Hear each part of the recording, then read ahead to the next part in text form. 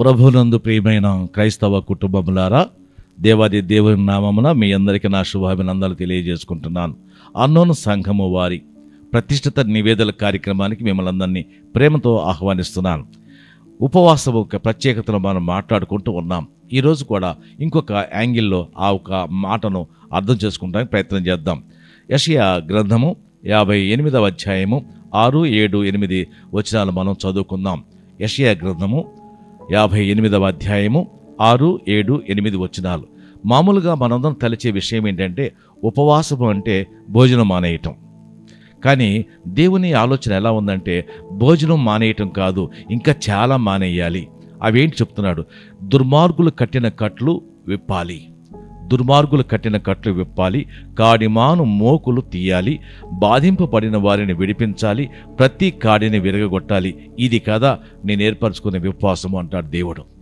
అంటే దుర్మార్గులు కట్టిన కట్లు అంటే నీకు తెలియకుండా నీ మీద ప్రభావం చూపిస్తున్న సైతాను శోధనలు, అంటే త్రాగుడు, జూదము, వ్యభిచారము మొదలగు దురలవాట్లన్నీ కూడా నిన్ను బానిసగా మార్చి నీ మీద తన కట్టుబాట్లు బంధించి నిన్ను చిత్రహింసల పాలు చేస్తున్నప్పుడు అది తెలుసుకొని దాని నుంచి బయటపడటమే ఉపవాసము.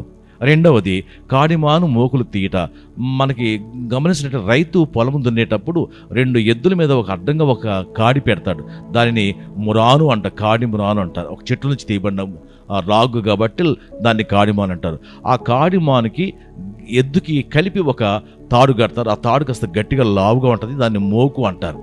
అంటే ప్రతి ఎద్దు తన ఇష్టానుసారంగా ప్రవర్తించకుండా మరి యజమాని ఇష్టానుసారంగా నడవటానికి, ఆ పొలము దున్నటానికి ఆ కాడి మాను మోకు ఉపయోగపడుతుంది. అది బానిసత్వానికి తన సొంత అంటే స్వేచ్ఛగా స్వతంత్రంగా తను ప్రవర్తించలేని కారణం.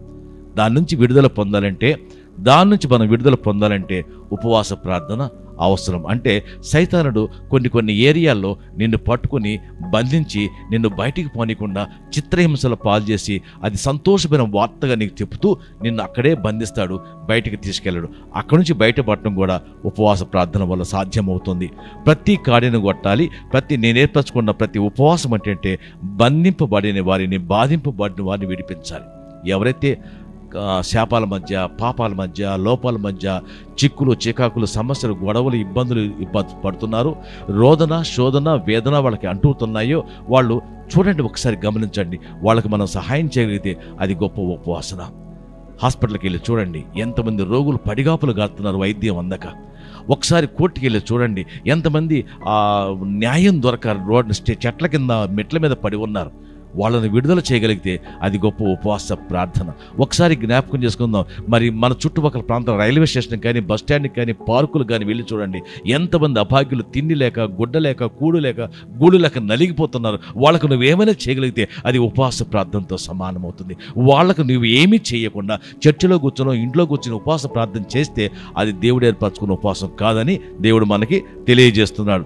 కాబట్టి ఆకలి కొన్న వారికి ఆహారం పెట్టటయు, దిక్కుమాలని పేదల ఇంట చేసుకున్నట్టయు, వస్త్రహీనుడు కనపడ్డప్పుడు వారికి వస్త్రం ఇచ్చుటయు, ఇది ఏ కదా నాకు ఇష్టమైన ఉపవాసం. నువ్వు ఎన్ని గంటల ఉపవాసం ఉన్నావు, ఎన్ని కేజీలకు భోజనం మానేశావు, ఈ లెక్కలు దేవుడు చూడలేదు. ఆయన అంటున్నాడు, ఎంతమందికి సహాయం చేసేవు అంటున్నాడు. ఇది ఏ కదా నాకు ఇష్టమైన ఉపవాసం అంటున్నాడు. అలాగూ నువ్వు చేస్తే నీ వెలుగు వేకు చుక్క వలె ఉదయించును, స్వస్థత నీకు శీఘ్రముగా లభించును. సో నువ్వు చేసే పని నీ కొరకు కాకుండా, నీ సొంత ప్రయోజనాల కొరకు కాకుండా, సమాజ శ్రేయస్సు దృష్ట్యా నువ్వు 10 మంది కోసం ఆలోచన చేయగలిగితే, వాళ్ళ కష్టాల్లో నువ్వు సహాయం చేయగలిగితే, వాళ్ళ ఆపదలో ఒక చెయ్యి వేయగలిగితే దేవుడు నిన్ను ఆశీర్వదిస్తాడు. అది ఉపవాస ప్రార్థన కంటే ముఖ్యమైనదిగా, గొప్పదిగా దేవుడు మనల్ని ఆశీర్వదిస్తాడు. ఇట్టి పనులు చేసినప్పుడు దేవునికి ప్రీతి పాత్రుడు అవుతావు. నీ ఉపవాసం నీకు కాదు, లోకానికి ఉపయోగపడేలాగా దేవుడు వాడుకోమని నేను హెచ్చరిస్తున్నాడు. ఇట్టి మాటలు దేవుడు మన వెనుకలో ఆశీర్వదించి మీకందరికీ క్షేమము దయచేయునుగాక. ఆమేన్.